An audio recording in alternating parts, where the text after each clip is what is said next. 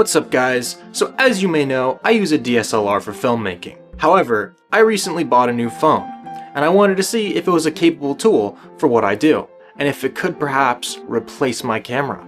Spoiler alert, it can't. So anyway, without further ado, let's get right into the video.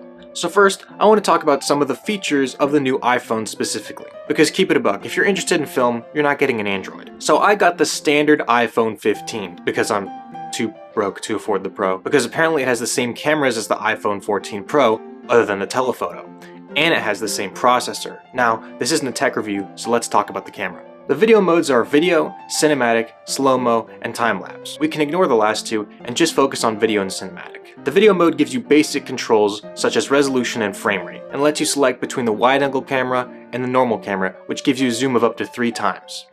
Digitally, that is. The cinematic mode is where it gets interesting, however. You would think the cinematic mode offers more controls, but that is actually not the case. The only thing it lets you control is the f-stops, but I'm not entirely sure if that's actually what it's doing. The main interesting feature, however, is the background defocus that it adds to videos. Now, it doesn't do this by actually changing the depth of field. From what I can tell, it uses the same technology that's used in the portrait photo mode, and it adds background blur in the processing of the videos. In this clip here, you can see it having issues determining the distance and effectively calculating what is in focus. Now, this would be useful if it worked better. But as you can see in the final product, it would more often than not ruin shots rather than make them better. Do note though, it may be better on the Pro models because those have a LiDAR scanner or something, and that might help with the depth. I also wanted to quickly touch on Apple Log, which, if you didn't know, is Apple's newest color profile that doesn't have all their post-processing baked into the footage. Now, I didn't know this when I bought the phone, but the non-Pro models actually don't have access to Apple Log.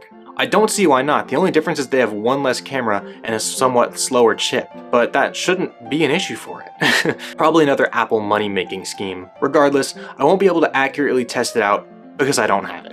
Also, I didn't color grade the little tech demo movie I made because I was too lazy and I literally made this whole thing in one day.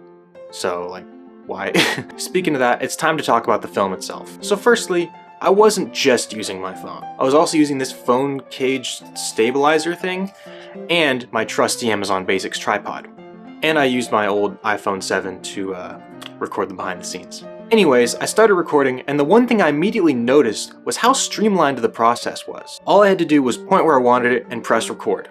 Here's me on location giving my thoughts. One thing I have noticed so far while shooting with this phone is that it's just really easy to use. So we'll see if it's significant enough that it makes up for the perhaps bad picture quality.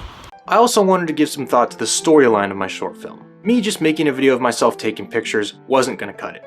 So eventually, I decided to modify a little bit. I wasn't actually planning on doing this, but I think I'm gonna make this one of those like sentimental movies, like, oh, I hate bugs. I think I'm gonna make this one of those sentimental movies where it's like, what if the friends we made were the treasure all along, the friends on the way?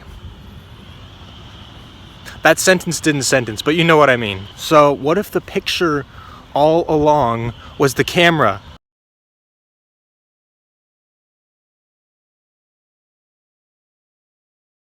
Yeah, I just used ChatGPT. So basically, the premise was to get the perfect shot, you have to stop focusing on it.